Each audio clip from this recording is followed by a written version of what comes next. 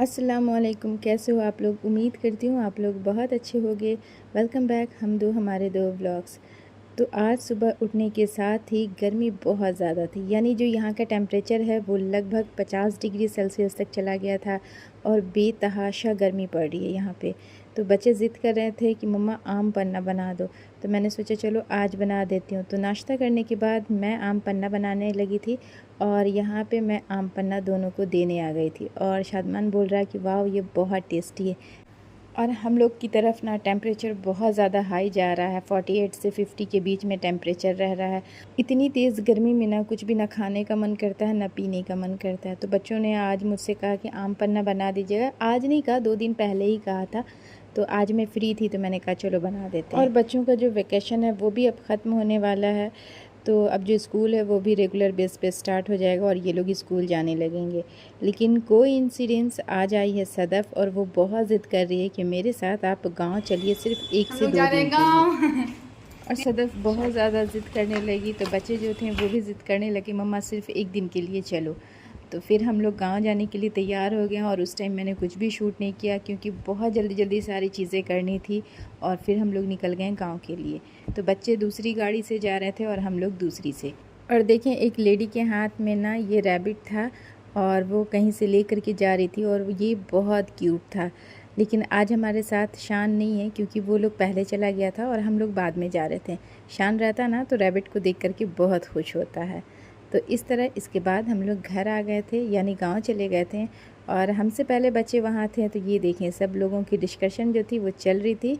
अच्छा, जिस वक्त हम लोग यहाँ पहुँचे तब तक पूरा अंधेरा हो गया था, यानी मगरिब के बाद हम लोग पहुँचे थे।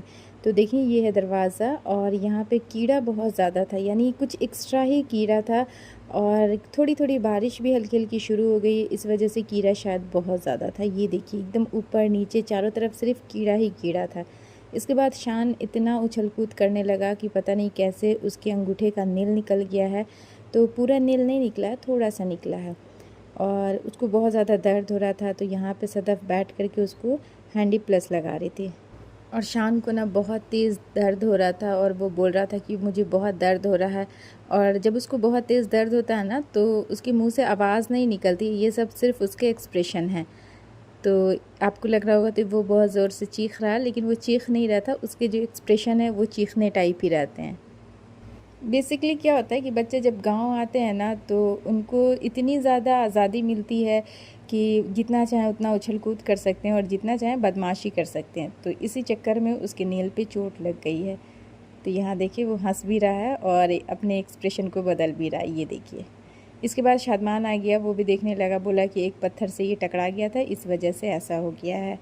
तो जब भी गांव जाने की बात होती है ना तो सबसे पहले बच्चे खुश होते हैं क्योंकि वहाँ की जो वाइब होती है और जो खिलना होता है वो बच्चों को बहुत ज़्यादा पसंद आता है और पूरा खुला खुला मिलता है। और रात दिन का कुछ पता ही नहीं चलता, 10 बजे रात तक तो बच्चे खेलते ही रहते हैं।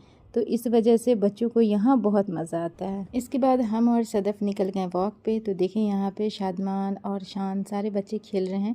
थोड़ी दूर पे शायान भी था। और ये यहाँ की सबसे बड़ी और बहुत ही प्यारी मस्जिद है और मस्जिद में बहुत ज़्यादा लाइट लगी हुई है, तो बाहर में वेपर जलाने की भी ज़रूरत नहीं पड़ती है। और मस्जिद के ठीक सामने एक बड़ा सा ग्राउंड है, वहीं पे बच्चे खेलते हैं।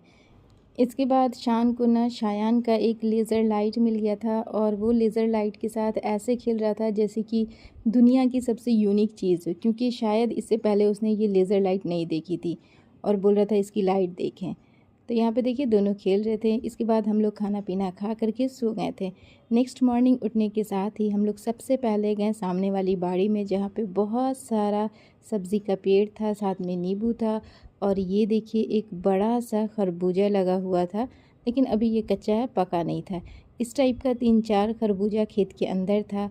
और साथ में यहाँ पे बहुत सारे केले का पेड़ है जिसके अंदर केला भी है, लेकिन ये सब सारे अभी कच्चे हैं। और ये जो बाड़ी है ना ये काफ़ी बड़ी है और मतलब डिफरेंट डिफरेंट सब्जियां इसके अंदर हैं। यहाँ पे घेवड़े का पेड़ है जिसे आप तुरई भी शायद बोलते हैं।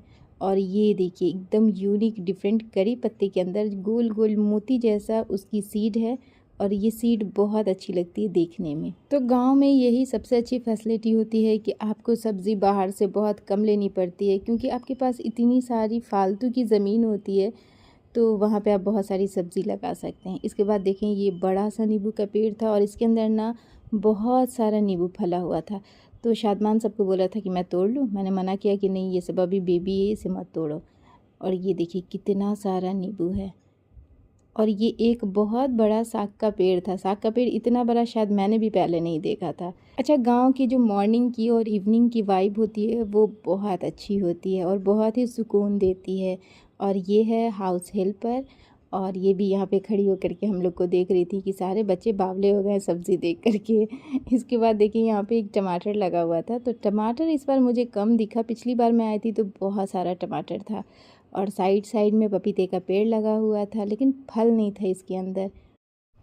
अच्छा, इसी बाड़ी से सटा हुआ आंगन के पास एक पेड़ है, ये देखिए ये भी एक नींबू का पेड़ है और साथ ही में एक अमरूद का भी पेड़ है।